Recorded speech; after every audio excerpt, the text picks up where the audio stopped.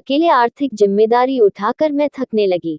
शादी के पहले कुछ साल काफी खुशी से बीते। वह मुझे काफी सपोर्ट करता था और उसके साथ रहते हुए मुझे सशक्त महसूस होता था। भले ही वह घर के लिए बचत करने में ज्यादा पैसे नहीं दे पाता था, लेकिन वह इस कमी को पूरा करने के लिए मेरी गैर मौजूदगी में घर के सारे काम संभालता था।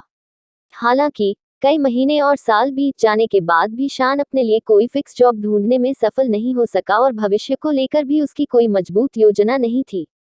शादी के 2-3 साल बीत जाने पर वह अपने खर्चों को लेकर मेरे ऊपर काफी ज्यादा निर्भर होने लगा। घर का पूरा खर्चा और जिम्मेदारी अकेले उठाना मुझे थका रहा था। मेरी शादी जंग का मैदान बन गई। इसके बावजूद हम ठीक ठाक जिंदगी जी रहे थे। हालांकि बाद में शान ने बेमतलब की मांगे और खर्चे करना शुरू कर दिए, जिससे हमारे बीच में झगड़े होने लगे।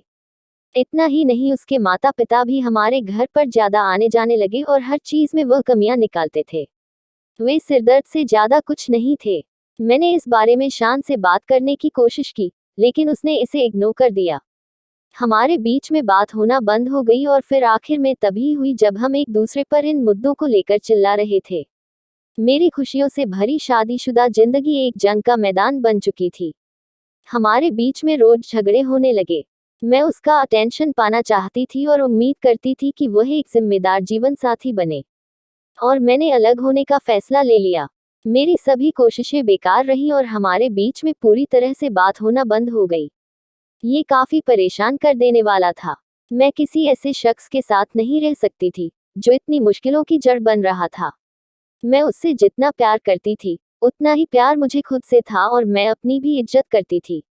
मुझे इस रिश्ते से 1 साल में ही इतना दुख मिला कि आखिरकार मैंने अलग होने का फैसला ले लिया। मुझे तब और पीड़ा महसूस हुई जब मैंने देखा कि शान तलाक से हमारे रिश्ते को बचाने की इच्छा तक नहीं दिखा रहा था।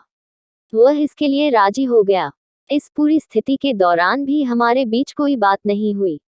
मैंने फिर भी कोशिश की, लेकिन उसकी ओर से कभी मुझे जवाब नहीं मिला। महीनों बाद तलाक की कानूनी कार्यवाही पूरी हुई और हम अपने अपने रास्ते निकल पड़े। मैंने कभी सोचा भी नहीं था कि मैं एक ऐसी शख्स बन जाऊंगी जो अपने पेरेंट्स की बात न मानकर इच्छा से शादी करे और फिर उसका ये नतीजा निकला। क्या मेरा फैसला सही थी? मैंने अपनी नौकरी करना जारी रखा, लेकिन मेरे बुरे शादीशुदा जीवन ने मुझे भावनात्मक रूप से बुरी तरह से थका दिया था। मुझे अभी भी शान की बहुत याद आती है। आखिर में भले ही मैंने खुद को चुनने का फैसला किया, पर यह भी सच है कि मुझे उससे बहुत प्यार था। मैं उसके व्यक्तित्व और आवाज की ओर आकर्षित हुई थी। इसे भूल पाना आसान नहीं। मैं इस तरह महसूस करने पर खुद से नफरत भी करती हूँ, लेकिन जब भी हमारी शादी के खुशी के पल मेरी नजरों के सामने आते हैं, तो उसके लिए मैं तड़प उठती हूँ। कई बार मैं सोचती हूँ कि क्या मैंने तलाक लेकर सही किया। हम दोनों के बीच में किसी तरह का संपर्क नहीं है। मेरे पेरेंट्स मेरी दूसरी शादी के बारे में सोच रहे हैं, पर मैं सोचती हूँ कि क्या मैं फिर से ऐसा प्यार किसी और से कर सकूंगी। हमारी शादी में अब प्यार जैसा कुछ नहीं बचा।